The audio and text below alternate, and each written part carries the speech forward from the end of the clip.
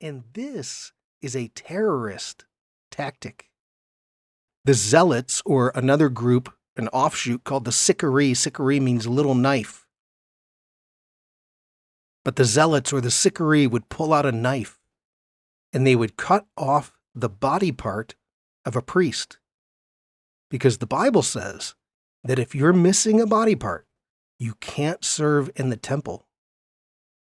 So they, and that's the Zealots, they were terrorizing the priesthood in Jerusalem.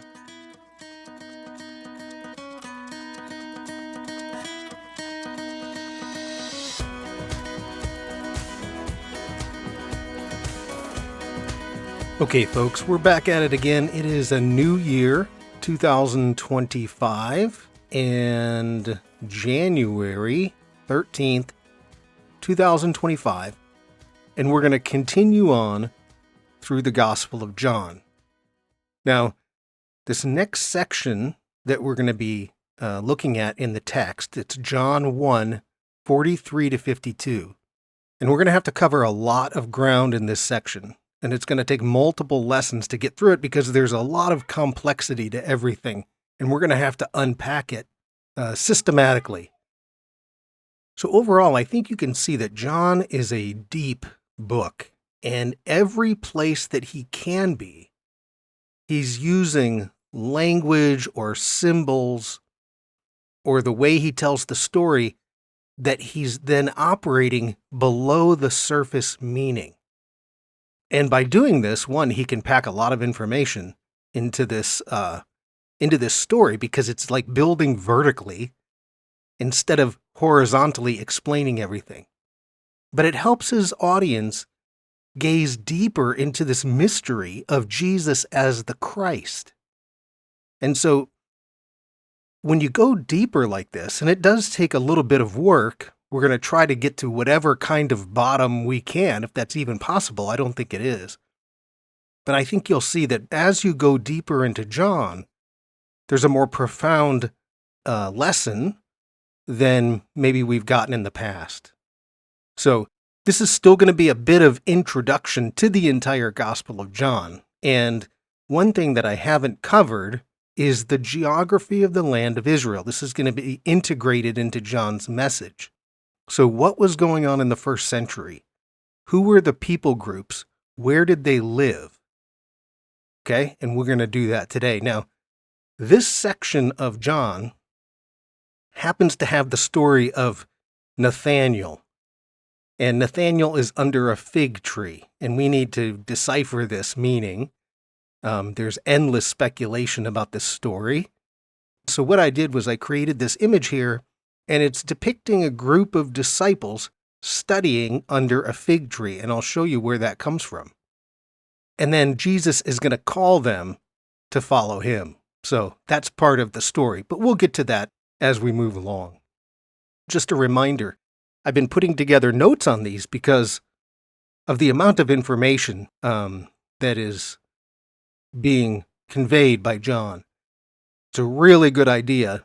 If you download these notes, it will definitely help you because of the amount of information. So then you can refer back to them, you can reflect on them. I put hyperlinks in the PDF, so if you have it on your computer, you can hyperlink directly to the source that I'm pulling from. And I think that'll help you gaze a little bit deeper into what John is telling us.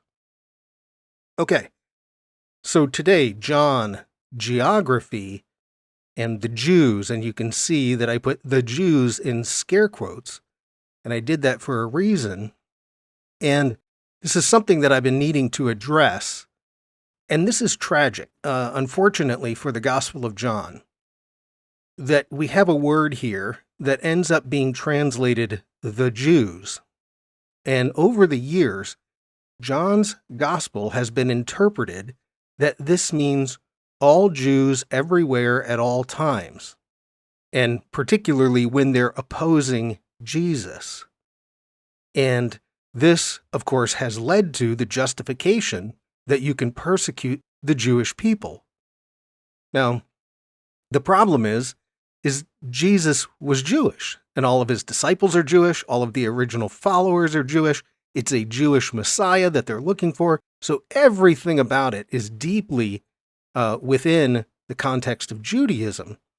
And so what we're going to see, and scholars have now recognized this, is that when John talks about Jesus being opposed by the Jews, what we're going to see is that he's actually pointing to a specific group within Judaism in the first century. And so, depending on the book or the translation you're looking at, many scholars will say that we should be translating this as Judeans. And those are the ones that live in the south in Judea, temple-oriented, not Galileans like Jesus is. But if you happen to find it up in Galilee, then these are like the people in Galilee who support the temple authority. So now you do have, down in Judea, like the Dead Sea Scrolls are written by a group called the Essenes, and they oppose the temple. They're not in agreement with the temple. So Judaism is not monolithic. The Jews should not be read monolithic. And it's important to understand that we don't end up with the idea that all Jews oppose Jesus, which is simply not true, but that has been propagated throughout church history. So, okay, let's keep going, and I'll show you that. I think it'll become clearer as we move along in the text. The section is John 1, 43 to 52. We're only going to look at one verse today, but we will cover the rest in the next few weeks. Now, in this section, we're going to be introduced to the next two disciples. That's Philip, who's also from Bethsaida, and then Nathanael, who John tells us later in his gospel, John tells us later that he's from Cana.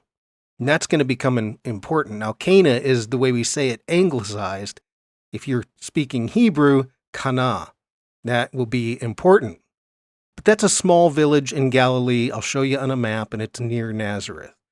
And then I also mentioned that there's this reference to the fig tree and Nathanael. We're going to be digging into that conversation that's taking place between Jesus and Nathanael, because you could describe that as some kind of, let's say, rabbinic dialogue. Now, that's not any official term, but this is a type of inside baseball. If you've ever heard two people who are really into baseball talk, and they're using all kinds of acronyms and sayings, if you're on the outside of that, you don't know what they're talking about. I mean, you find the same thing, anything specialized, right? Pilots, doctors, maybe engineers, anything in a specialized field, they can have these conversations where if you're not in that field, you're not going to know what they're talking about. And this is what's happening between Jesus and Nathanael. So let's look at the very first verse of this section, and we're going to break this verse down, okay? So it says, the next day, Jesus decided to set out for Galilee.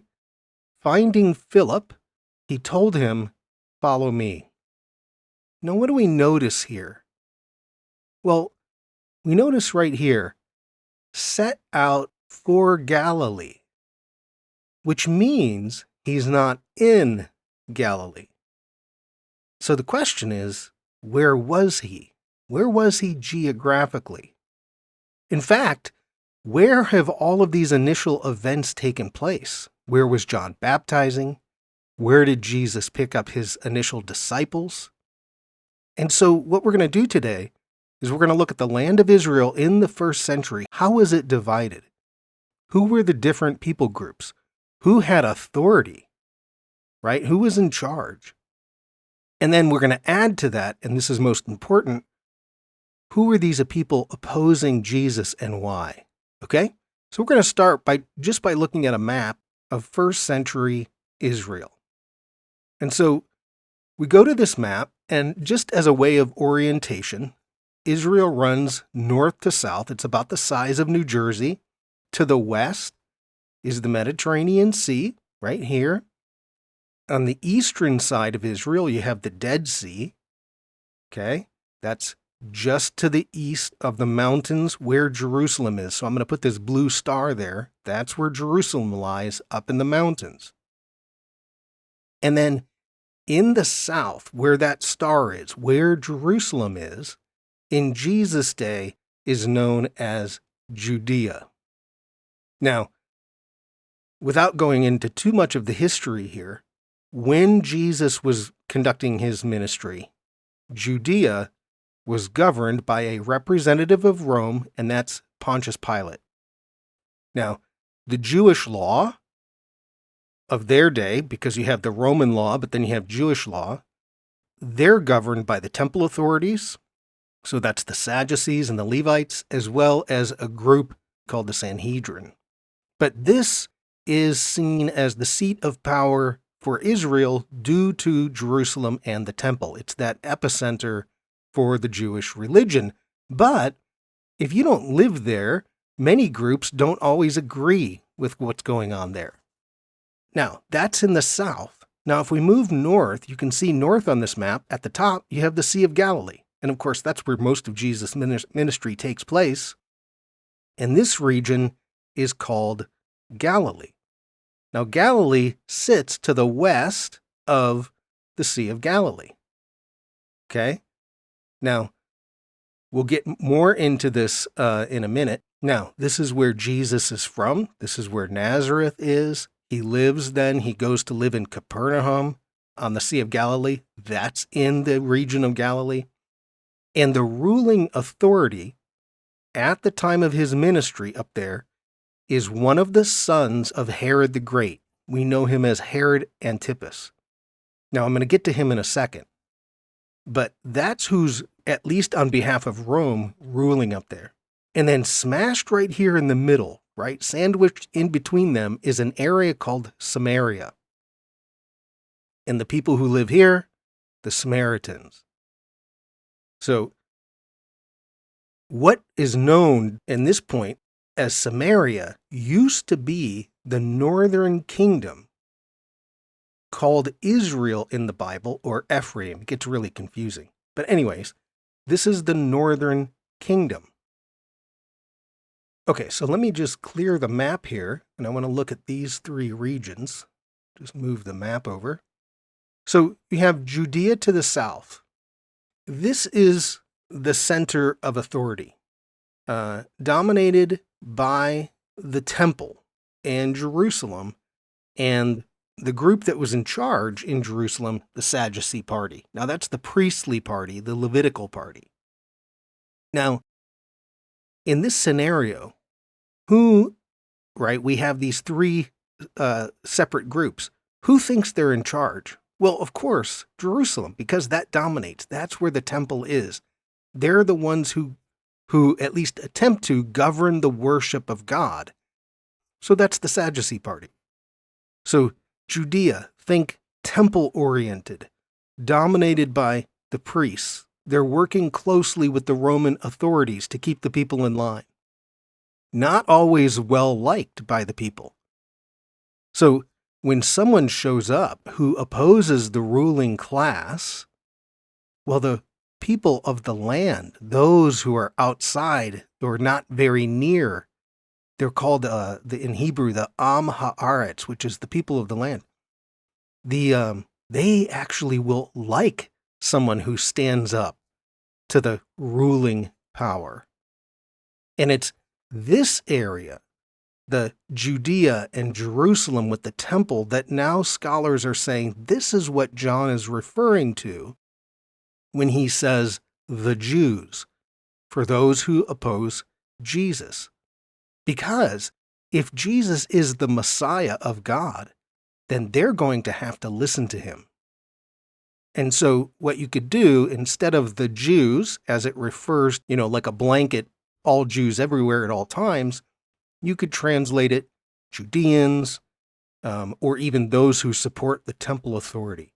So, for instance, let me show you an example here. If we go to John 1:19, I'll show you two, one from the ESV and the other one from the NIV. So this is when John is baptizing. And it says, and this is the testimony of John, when the Jews, so you see that phrase, the Jews, when the Jews sent priests and Levites from Jerusalem to ask him, "Who are you?"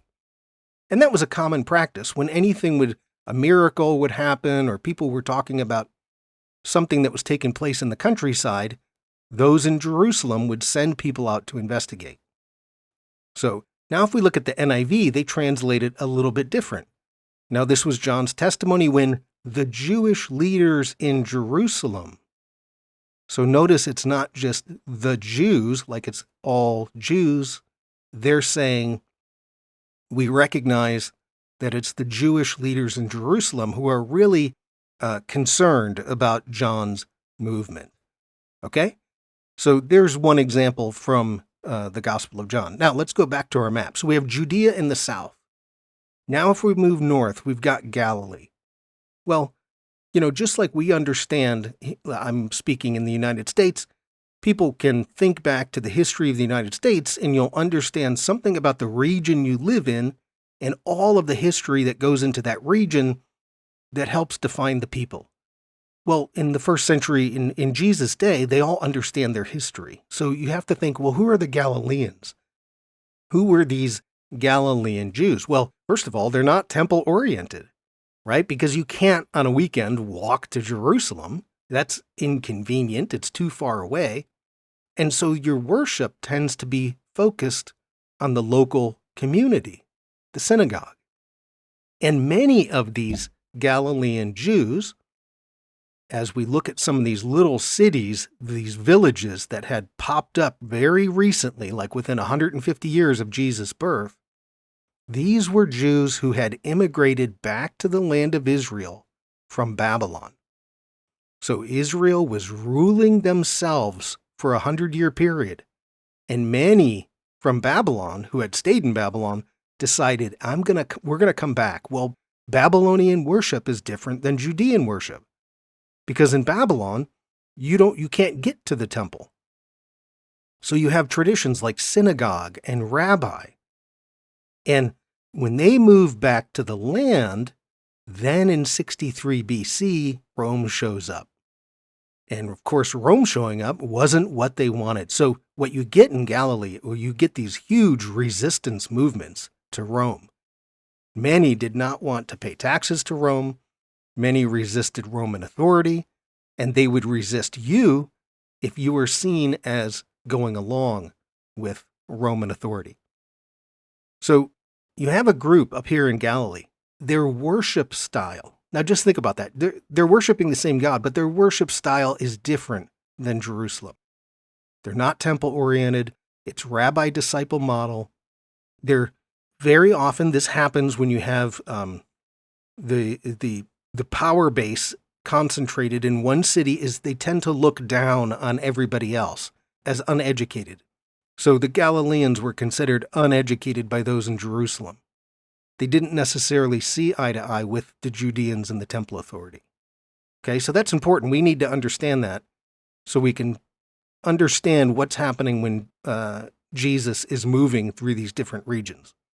And then finally, let's go to the last one, Samaria. And of course, we all kind of know this, right? This is the home to the Samaritans. The Jews and the Samaritans did not like each other. It went both ways, but particularly Jerusalem and the temple authorities. Now, why? Well, because the Samaritans had their own temple to God on a mountain called Mount Gerizim. And they had a rival temple where they believed they were supposed to worship God. I mean, this is what's really cool. If you go to Mount Gerizim today, right, if you were to go to this upcoming Passover, the Samaritans that live there will actually be sacrificing a Passover lamb, just like it says in Exodus and Leviticus. Now, why?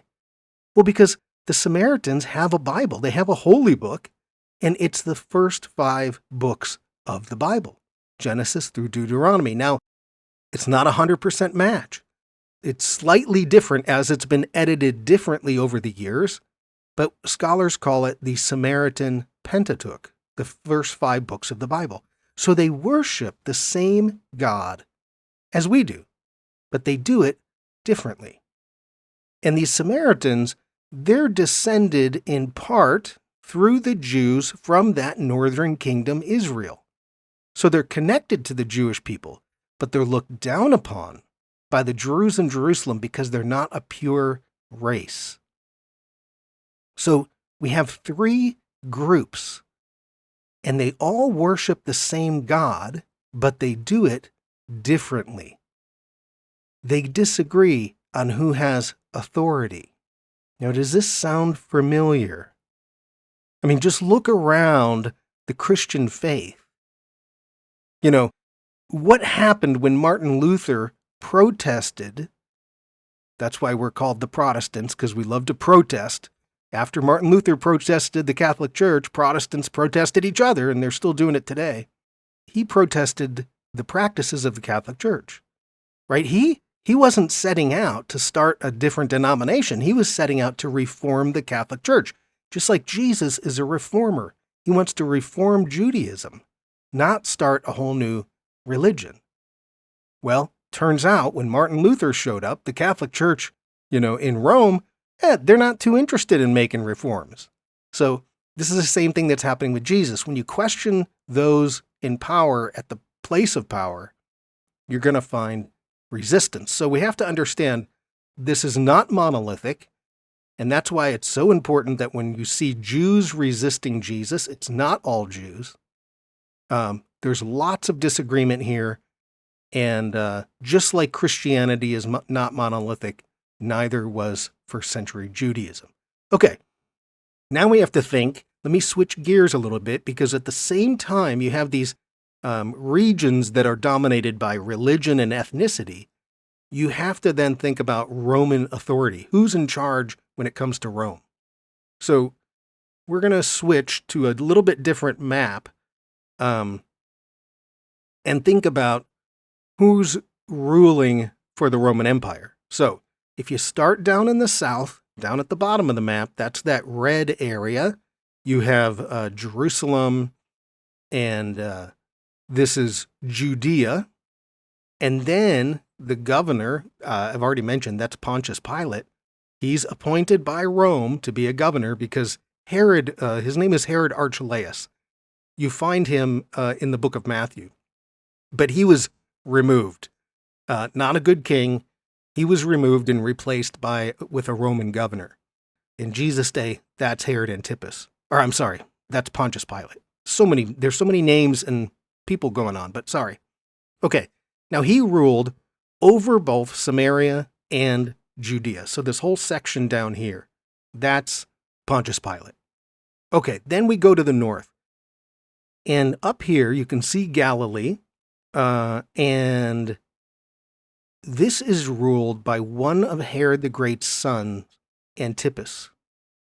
Now, Herod Antipas is ambitious. He wants power. He wanted to be made king over the entire area that his father had ruled over. But Rome didn't do that. Rome divided it up.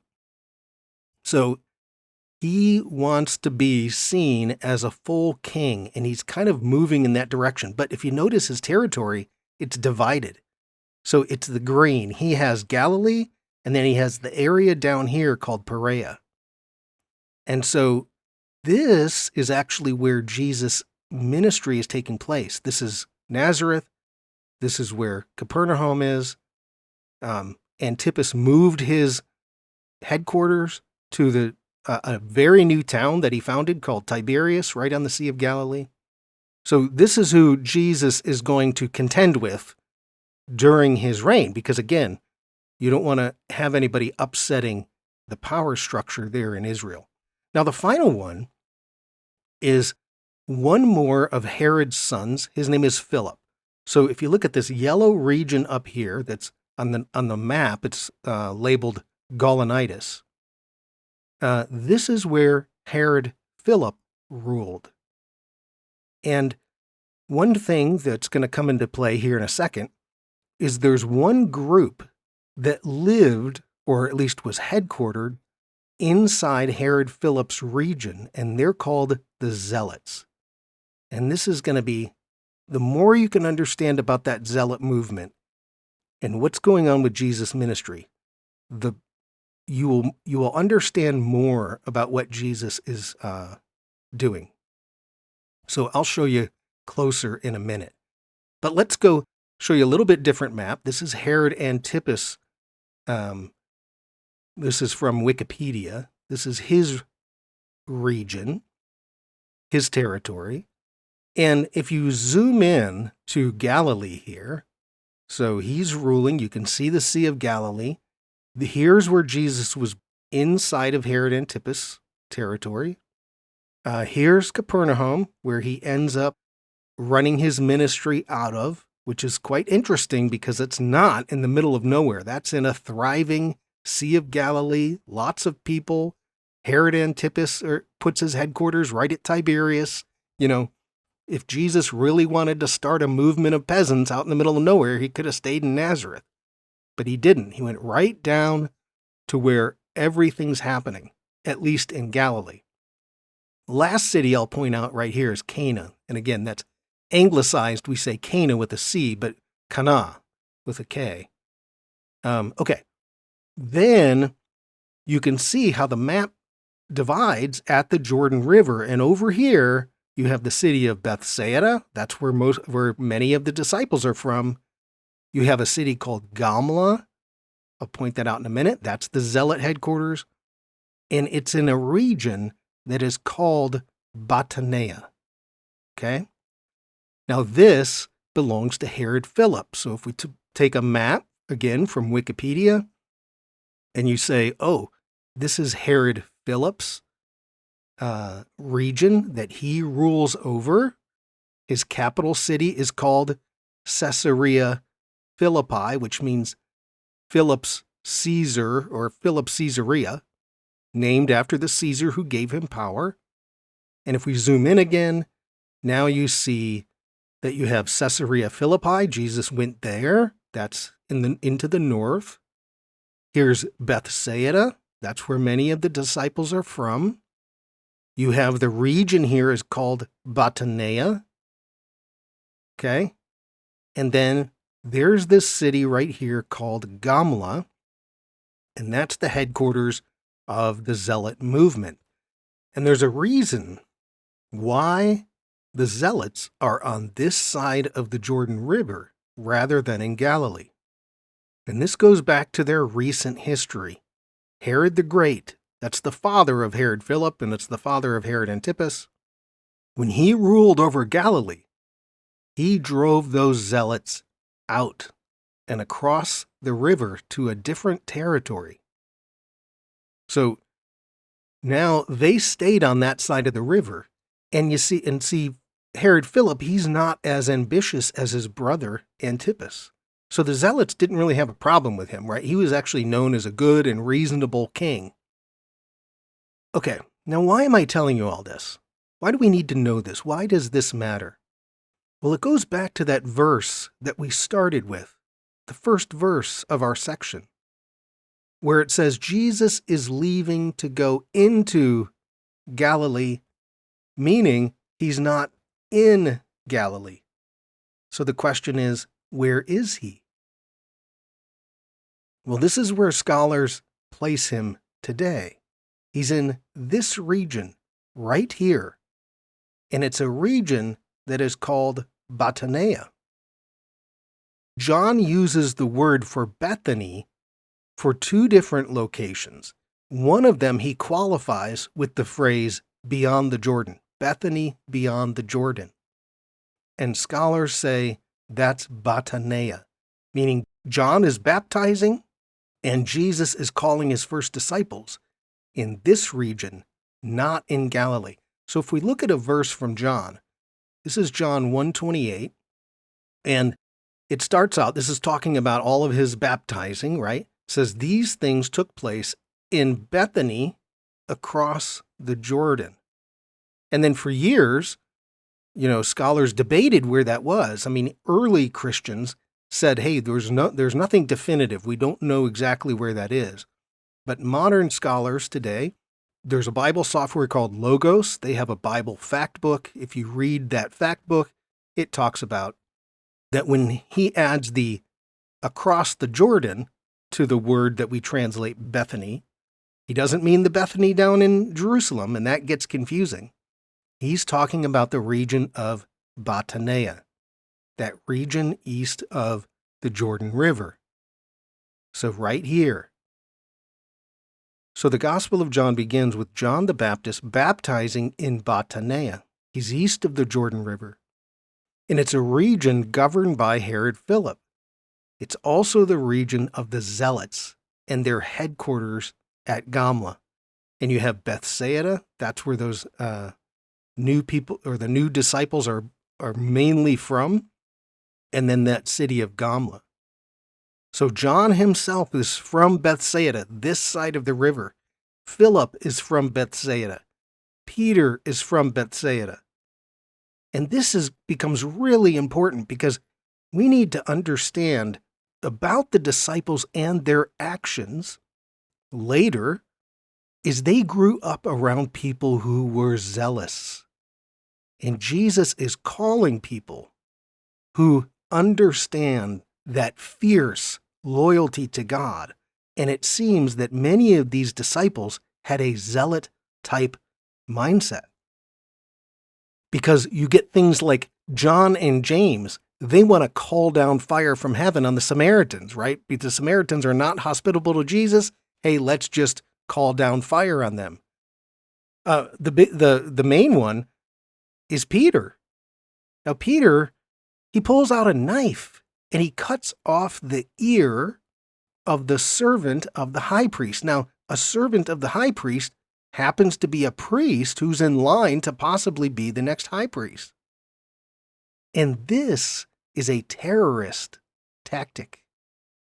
The Zealots, or another group, an offshoot called the Sicarii means little knife. But the Zealots or the Sicarii would pull out a knife and they would cut off the body part of a priest. Because the Bible says that if you're missing a body part, you can't serve in the temple. So they, and that's the Zealots, they were terrorizing the priesthood in Jerusalem. And they're doing that in an attempt to influence them to stop collaborating with Rome. And so what you see from the disciples is a zealot-type mindset. Now, thankfully, what's going to happen is once they capture the message that Jesus is going to tell them about, that, hey, look, if you live by the sword, you'll die by the sword. So you have to learn to forgive. They switch. And all that zealous energy goes into things like Paul says, be zealous for good works. Right? Jesus commands that we need to forgive. The Zealots did not want to forgive. Anyways, the point is, geography matters. It helps us understand at a deeper level who Jesus is interacting with, where his disciples are coming from, and their mindset. Now, wait till we get to Cana or Cana. So it helps us understand who these people groups are and Jesus' message. Now, so what seems to happen is when we get to the verse here that's going to say 43, that's going to say, now Jesus decided to go into Galilee. All he has to do is cross that river, right? He's not making a long trek. He's moving from the Bethsaida side, where John is baptizing in that river, over to the Galilee. It's kind of like, going from Pennsylvania across the Ohio River and you're in Ohio. So governed by two different people, different laws. So it seems like that's what Jesus is doing.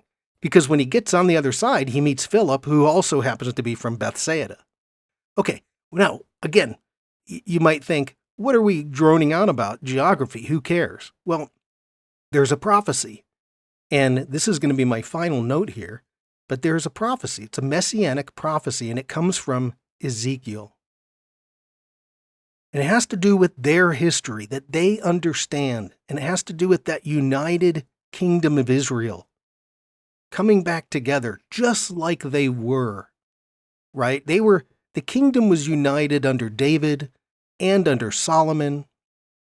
But after Solomon, the kingdom divides. And so what you get, the northern kingdom is called Israel, sometimes referred to Ephraim. Now that gets confusing because the prophets use both names. They'll switch them back and forth. But either way, that's the northern kingdom. Then you have kingdom of Judah to the south. Okay?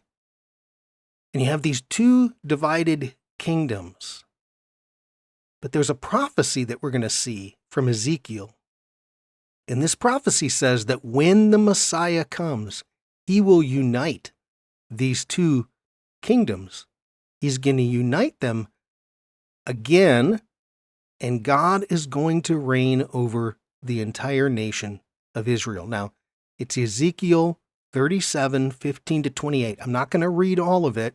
I just want to show you the parts so you can understand the where Ezekiel is going with this, okay? So we're just going to look here. This is what Ezekiel says, verse 15. The word of the Lord came again to me, saying, now watch what he's going to do. He's going to use an object lesson for the people to understand what he's doing, okay? You, this is what verse 16 says, you, son of man, take one stick and write on it for Judah and the children of Israel, his companions. So that's for the southern kingdom. Then take another stick and write on it for Joseph, the stick of Ephraim, and for all the house of Israel, his companions. Verse 17, and join them for you one to another into one stick. So what is God having Ezekiel demonstrate? That these two nations are going to come back together. Now, verse 22, here's what God says, okay? And I will make them one nation in the land on the mountains of Israel. And who are they going to be ruled by? One king.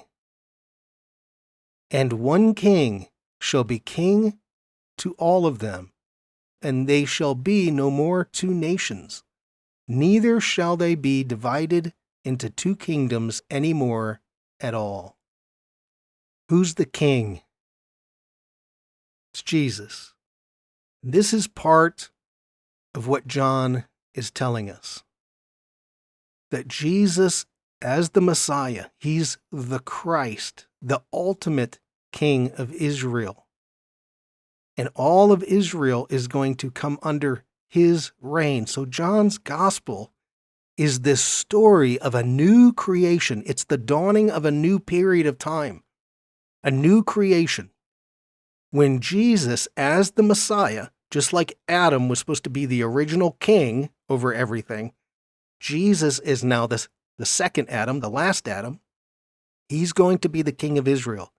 And what he's going to do is bring together all of these people groups back under one reign. The Galileans, the Samaritans, right? Because they have the Bible as well. They're worshiping God. And the Judeans, they're all supposed to come under his reign. But if you don't want to give up your power, either you don't want to give up the power you have, say in Jerusalem, the temple authorities, or you don't like the type of... See, Jesus is now going to redefine the idea of having power.